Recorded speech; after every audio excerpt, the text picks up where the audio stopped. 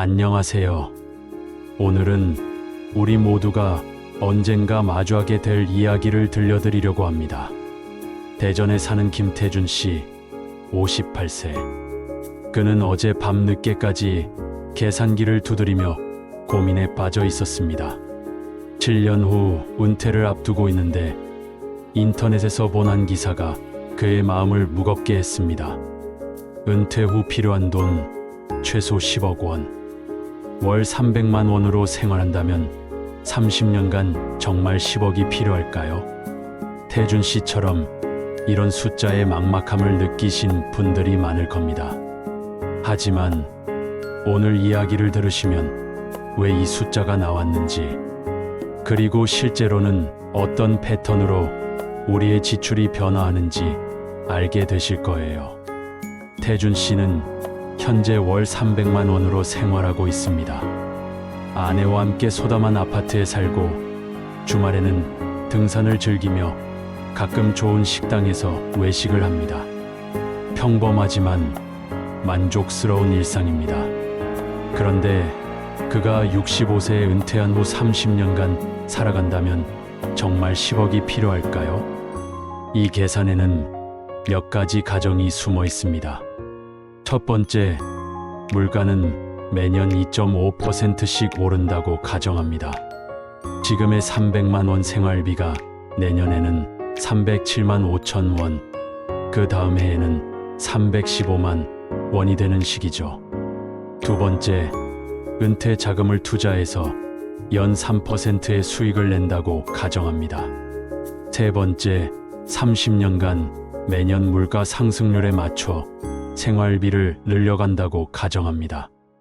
이렇게 계산하면 94세가 되었을 때 태준 씨는 한 해에 7,367만 원이 필요하게 됩니다. 월 600만 원이 넘는 거죠. 태준 씨는 생각했습니다. 94세에 내가 정말 월 600만 원을 쓸까? 그때의 나는 지금과 같은 삶을 살고 있을까? 이 질문이 바로 오늘 이야기의 핵심입니다. 미국 위스콘신에서 재무설계사로 일하는 타이 버니케라는 사람이 있었습니다. 그는 수많은 은퇴자들을 상담하면서 하나의 이상한 패턴을 발견했습니다. 왜 나이가 든 은퇴자들이 젊은 은퇴자들보다 적게 쓰지? 그는 이 의문을 풀기 위해 본격적인 연구에 착수했습니다. 그리고 놀라운 사실을 발견했습니다. 75세 이상 은퇴자들이 65세, 74세 은퇴자들보다 적게 지출한다는 것이었습니다. 그리고 65세, 74세 은퇴자들은 55세, 64세 사람들보다 적게 지출했습니다. 버니케는 이를 줄다리기에 비유했습니다. 한쪽에서는 식료품비, 의료비 같은 기본적인 지출이 물가 상승률에 맞춰 계속 늘어납니다. 하지만 다른 한쪽에서는 여행비, 외식비 같은 재량적 지출이 나이가 들면서 줄어듭니다. 태준 씨의 이웃에 사는 박영수 할아버지 78세를 떠올려 보세요. 10년 전에는 아내와 함께 제주도도 가고 손자 생일에는 비싼 선물도 사주셨습니다. 하지만 지금은 무릎이 아파 멀리 가지도 못하고 외식보다는 집밥을 선호하시죠. 대신 혈압약 값은 늘었고 정기검진 비용도 꾸준히 나갑니다. 결국 전체적인 지출은 줄어들었지만 지출의 구조가 바뀐 것입니다. 1994년 마이클 스테인이라는 연구자가 은퇴 후 삶을 세 단계로 나누어 설명했습니다. 이 구분은 지금도 많은 전문가들이 인용하고 있습니다.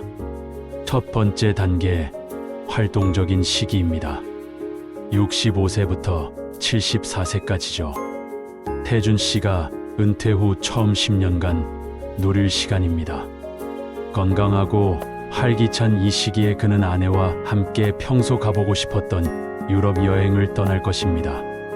매주 골프를 치고 손자와 함께 놀이공원도 갈 것입니다. 이 시기가 가장 지출이 많습니다. 꿈꾸던 일들을 실현하는 시간이니까요. 두 번째 단계는 회상의 시기입니다. 75세부터 84세까지죠. 활동량이 줄어들면서 지출도 자연스럽게 감소합니다. 태준 씨는 이제 멀리 여행 가는 대신 동네 공원을 산책하며 옛 추억을 되새깁니다. 비싼 외식보다는 집에서 아내가 해준 음식을 더 좋아하게 됩니다. 하지만 이것이 불행한 것은 아닙니다. 단순하지만 깊이 있는 행복을 찾는 시간이죠. 세 번째 단계는 간병의 시기입니다. 85세 이후죠. 건강이 나빠지면서 의료비와 간병비가 늘어납니다. 여행비는 없어졌지만 병원비와 간병인 비용이 그 자리를 대신합니다. 지출이 다시 증가하는 유자 곡선을 그리게 됩니다. 2014년 모닝스타의 데이비드 블랑쳇 연구에 따르면 은퇴자의 실질 지출은 84세까지 지속적으로 감소하다가 이후 상승합니다. 84세 때 지출이 은퇴 초기 대비 최대 26%까지 감소했다가 다시 늘어나는 패턴을 보입니다. 그렇다면 태준 씨는 어떻게 준비해야 할까요?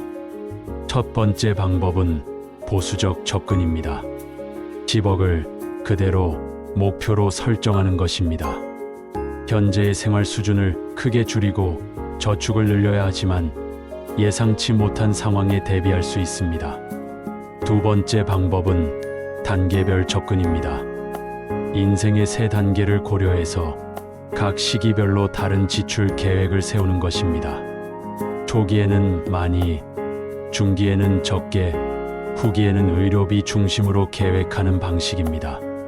세 번째 방법은 유연한 접근입니다. 기본적인 생활비는 확실히 준비하되 재량적 지출은 상황에 따라 조절할 수 있도록 여유를 두는 것입니다. 중요한 것은 완벽한 계산보다는 지속적인 점검과 조정입니다. 태준 씨처럼 일찍 시작한 분들은 충분히 준비할 시간이 있습니다.